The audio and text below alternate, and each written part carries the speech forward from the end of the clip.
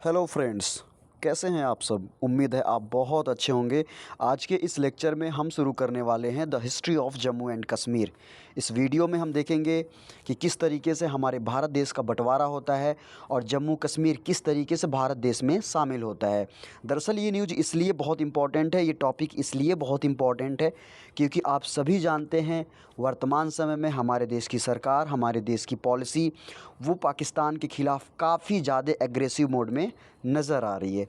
तो चलिए हम बेसिकली समझते हैं कि हमारे देश और पाकिस्तान के बीच में इस जम्मू कश्मीर को लेकर के क्या इशू हैं और हम किस तरीके से आज़ादी पा सकते हैं। तो चलिए स्टार्ट करते हैं इस लेक्चर को। ये आपको सामने कुछ इमेज दिख रहे होंगे। फ़िलहाल हम चलते हैं कौन थोड़ा पता करते हैं। ये हैं हमारे पहले प्राइम मिनिस्टर पंडित जवाहरलाल नेहरू और बीच में बैठे हैं लॉर्ड माउंट बैटन। आप जानते हैं कि देश की आज़ादी के समय, देश की आज़ादी से पहले जो हमारे देश के वायसराय थे वो लॉर्ड माउंट बैटन थे। और राइट साइड में बैठे हैं मोहम्मद अली जिन्ना। इनका नाम तो आपने सुना ही होगा।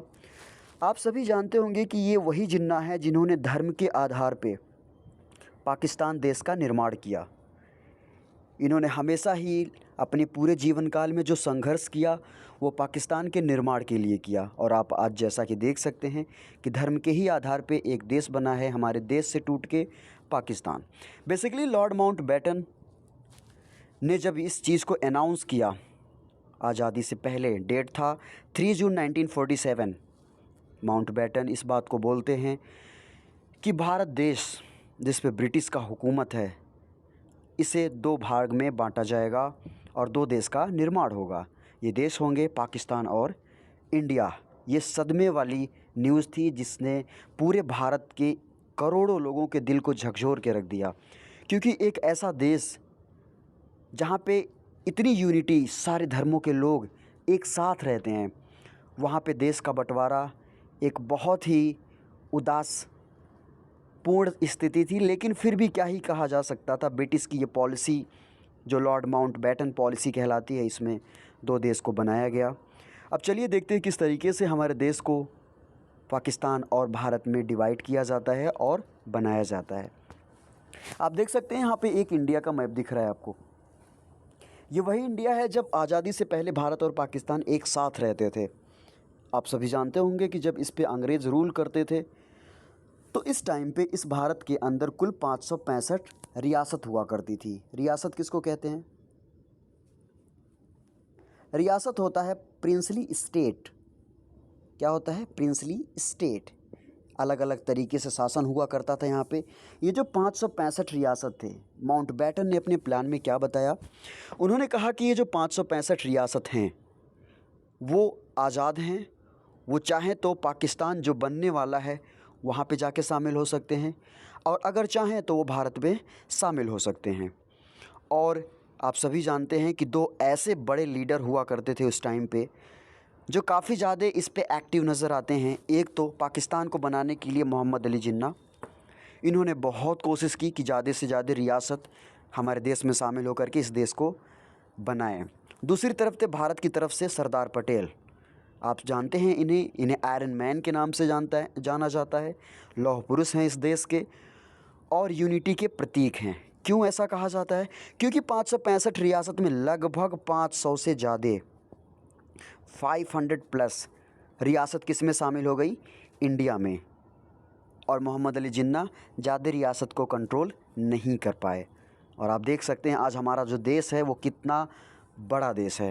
ये किसकी देन है? पटेल की देन है ये, है ना। तो 500 प्लस रियासत भारत के अंदर शामिल होते हैं। लेकिन समझने वाली बात यहाँ पे ये मसला पड़ता है कि आखिर वो कौन से ऐसे कुछ राज्य थे जो भारत में शामिल नहीं होना चाहते थे और उनका नज़रिया कहीं ना कहीं पाकिस्तान की तरफ था। तो ऐसे कुल 3 स्टेट हुआ करते थे। अगर हम पहले की बात करें तो पहला स्टेट था हमारा जम्मू एंड कश्मीर। आप जानते हैं इसे हाल ही में भारत में शामिल किया गया है, जम्मू कश्मीर। और दूसरा जो क्षेत्र था वो था हैदराबाद। और तीसरा जो क्षेत्र था वो था जूनागढ़। आप जानते हैं जूनागढ़ गुजरात का एक डिस्ट्रिक्ट है। ये 3 ऐसे एरिया हुआ करते थे जो भारत में शामिल नहीं हुआ करते मतलब भारत में नहीं शामिल होकर के ये पाकिस्तान में जाने की कोशिश कर रहे थे। तो फ़िलहाल आज की जो हमारी स्टोरी है वो जम्मू कश्मीर पे है, तो हम जम्मू कश्मीर को स्टार्ट करते हैं। अब ध्यान से मैप को इमेजिन करते हुए चलते हैं, ठीक है। जम्मू कश्मीर की बात करें तो आप सभी जानते हैं जम्मू कश्मीर के जो राजा थे वो थे राजा हरी सिंह। हरी सिंह जम्मू कश्मीर को स्विट्ज़रलैंड की तरह बनाना चाहते थे। इनका मानना था कि हम आज़ाद हैं, जैसा कि लॉर्ड माउंटबेटन ने अपने प्लान में बताया था कि अगर आप चाहते हैं तो स्वतंत्र भी रह सकते हैं।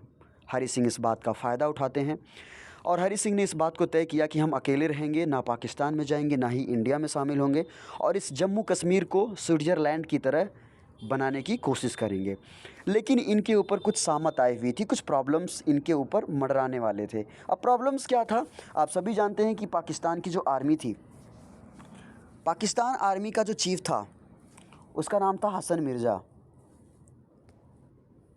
वन सेकेंड, हसन मिर्ज़ा को जब ये बात पता चली कि जम्मू कश्मीर एक स्वतंत्र देश बनने की कोशिश कर रहा है, तो हसन मिर्ज़ा ने बिना कुछ सोचे समझे अपनी आर्मी को लेकर के जम्मू पे अटैक कर दिया, जम्मू एंड कश्मीर पे। और आप सभी जानते हैं ये इतना भयानक अटैक था कि राजा हरी सिंह की पूरी फैमिली को बर्बाद कर दिया गया और इस जम्मू कश्मीर को कैप्चर कर लिया गया। आप सभी जानते हैं कि ये जो कैप्चर वाली जो ज़मीन है, ये जो कैप्चर वाला जो इलाका है, ये कहलाता है पीओके। क्या कहलाता है? पीओके। और अब जानते हैं इसमें दो बड़े बड़े क्षेत्र शामिल हैं, पहला है गिलगिट और दूसरा है बल्तिस्तान। आप जानते हैं कि इस पीओके को पाकिस्तान आज़ाद मुल्क कहता है, आज़ाद कश्मीर कहता है, लेकिन हम लोग इसे क्या बोलते हैं? पीओके। इसका मतलब पाक ऑक्यूपाइड कश्मीर, यानी उन्होंने इसको अधिकृत किया है, ऑक्यूपाइड किया है, ज़बरदस्ती कब्ज़ा किया है, जैसा कि हम नहीं मानते। हम आज भी ये मानते हैं कि जम्मू कश्मीर पूरी तरीके से हमारा है। अब ऐसा क्यों है? अब जब ये कंडीशन चल रही थी, हसन मिर्ज़ा ने इस क्षेत्र पे कैप्चर किया और इसको पीओके बनाया। इसके बाद हरी सिंह की प्रॉब्लम्स बढ़ने लगी और इनको ये पता चल गया कि कुछ टाइम के बाद हमारे भी अस्तित्व का सर्वनाश हो जाएगा। इनके पास कोई ऑप्शन नहीं था, ये सिर्फ इंडिया से हेल्प ले सकते थे। तो इस बात में देरी ना करते हुए ये इंटर करते हैं इंडिया की तरफ। और आप सभी जानते हैं कि जब ये इंडिया में इंटर करते हैं, इन्होंने भारत सरकार को बोला कि आप हमारी हेल्प करें, क्योंकि पाकिस्तान आर्मी हमारे जम्मू कश्मीर पे अटैक कर चुकी है और हमारे कुछ क्षेत्र को कब्ज़ा कर चुकी है। भारत सरकार बहुत गुस्से में आती है, वो कहती है हम आपकी कोई भी मदद नहीं कर सकते। ऐसा इसलिए था क्योंकि जम्मू और कश्मीर को ये आज़ाद हरी सिंह करना चाहते थे। तो इस बात को देखते हुए हरी सिंह ने इनसे रिक्वेस्ट किया कि आप हमारी हेल्प करें, हम आपके देश में शामिल होने के लिए तैयार हैं।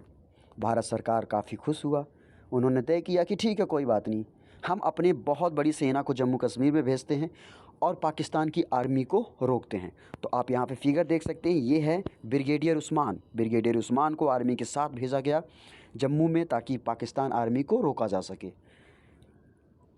उस्मान जब आर्मी के साथ जम्मू कश्मीर में पहुँचते हैं तो पूरी की पूरी पाकिस्तान आर्मी को रोक देते हैं और ये जो लाइन बनता है ये कहलाता है LOC। क्या कहलाता है? LOC। ठीक है। तो अब देखने वाली बात ये थी कि उस्मान ने इस सेना को रोक दिया था।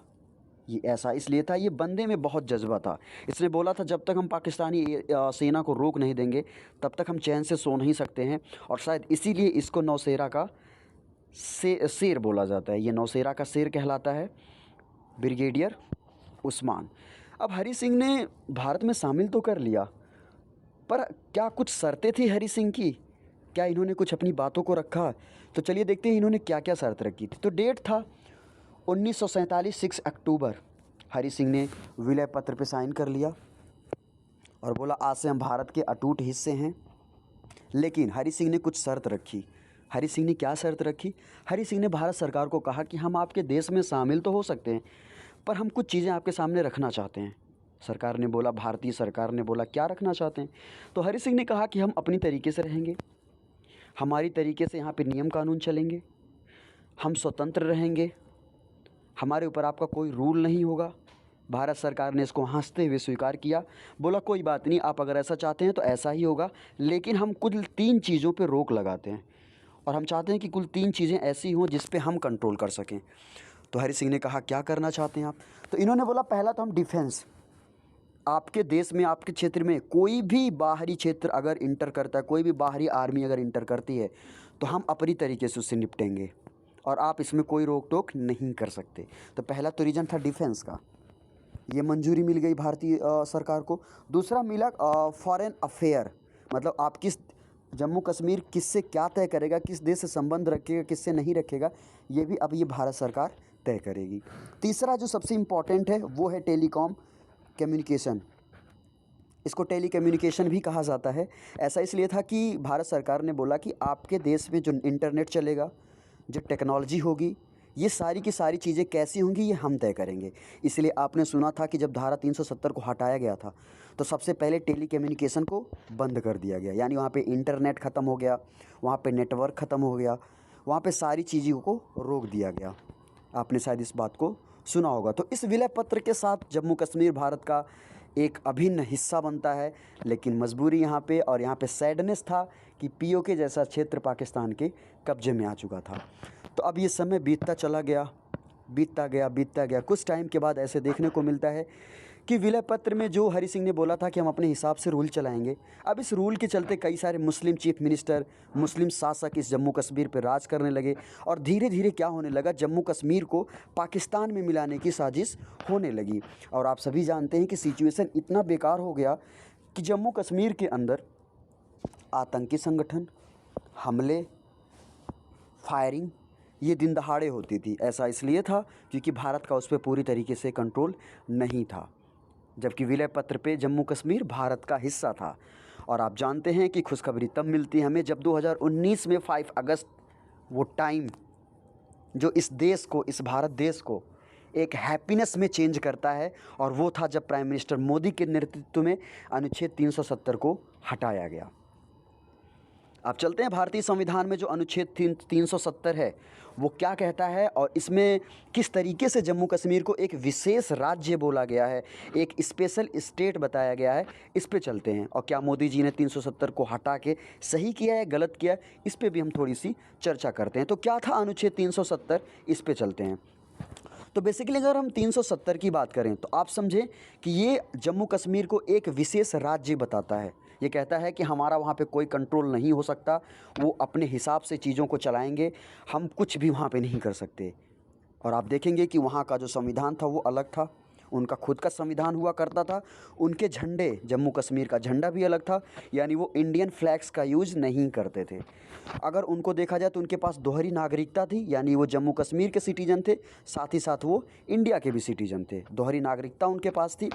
तीसरी बात है सुप्रीम कोर्ट। हमारे देश की जो सुप्रीम कोर्ट है वो कोई भी कानून अगर इस भारत में बनाती थी तो ये कानून हमारे जम्मू कश्मीर पे नहीं लागू होता था। ये भी बहुत बड़ी समस्या थी भारत के लिए। चौथी चीज़ है ज़मीन। आप जानते हैं कि हम जम्मू कश्मीर में ज़मीन नहीं ले सकते थे, यानी हम वहाँ पे जाके ज़मीन लेकर नहीं रह सकते थे। लेकिन सबसे इम्पॉर्टेंट जो माना जाता है वो है लड़कियों की शादी। आप जानते हैं इसमें सबसे बड़ी बात क्या थी? इसमें बड़ी बात ये थी कि जो जम्मू कश्मीर की लड़कियां होती थी, अगर वो इंडिया के लड़कों के साथ शादी करती थी तो उनकी नागरिकता, लड़कियों की नागरिकता जम्मू कश्मीर से ख़त्म, यानी फिर वो लड़की जम्मू कश्मीर में नहीं रह सकती थी। लेकिन अगर वही लड़की, जम्मू कश्मीर की लड़की अगर पाकिस्तान के किसी भी लड़के से शादी करती है, चाहे भले ही वो आतंकी ही हो, तो वो जो पाकिस्तान का आतंकी या व्यक्ति है वो अपने आप ही जम्मू कश्मीर का नागरिक हो सकता है। ये कितनी बड़ी बात थी। पाकिस्तान का कोई टेररिस्ट है, कोई अपराधी है, वो डायरेक्टली क्या हो रहा है, जम्मू कश्मीर का नागरिक बन जा रहा है। और आपको पता है कि अगर वो जम्मू कश्मीर का नागरिक बनेगा तो जम्मू कश्मीर के लोगों को किसकी तरफ जाने के लिए कहेगा? पाकिस्तान की तरफ। और इंडियन आर्मी के ख़िलाफ़ पत्थरबाजी करेगा, उकसाएगा लोगों को, फायरिंग करवाएगा। ये सारी चीज़ें चल रही थी। तो मोदी जी ने जैसे ही 2019 के अंदर, जैसे इस चीज़ को 5 अगस्त 2019 में जैसे इस धारा 370 को हटाया, ये सारी की सारी चीज़ें जो पाकिस्तान को मिली हुई थी, जो जम्मू कश्मीर को विशेष दर्जा मिला हुआ था, वो क्या हो गया, पूरी तरीके से ख़त्म।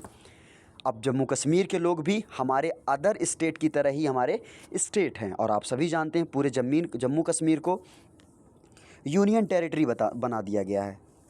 आप जानते हैं पूरे जम्मू कश्मीर को 2 पार्ट में बांटा गया है, एक है लद्दाख और दूसरा है जम्मू एंड कश्मीर। ये दोनों ही आज हमारे यूनियन टेरिटरी हैं और इस पे डायरेक्ट हमारे देश का रूल चलता है। जो कुछ भी कानून आजकल बनते हैं वो इस पे भी डायरेक्टली उसी तरीके से लागू होते हैं जैसे अदर हमारे स्टेट पे लागू होते हैं। तो नेक्स्ट अगर हम क्वेश्चंस की बात करें तो क्या आपको लगता है कि अगली बार पीओके, क्या आपको लगता है कि इस बार हम पीओके लेकर के रहेंगे? क्योंकि आपने देखा है कि इस बार जो हमारी गवर्नमेंट है, अगर हम अपने होम मिनिस्टर की बात करें अमित शाह की, तो इन्होंने इस पे एक वाक्य भी बोला था संसद में कि चाहे हमारी जान ही क्यों ना चली जाए लेकिन हम पीओके को लेकर के ही रहेंगे। तो क्या आपको लगता है कि पीओके हमारा होना चाहिए? अगर लगता है तो आप ज़रूर कमेंट करें। और वीडियो को देखने के लिए बहुत बहुत धन्यवाद। उम्मीद है आपको ये वीडियो बहुत अच्छी लगी होगी। Thanks for watching, take care.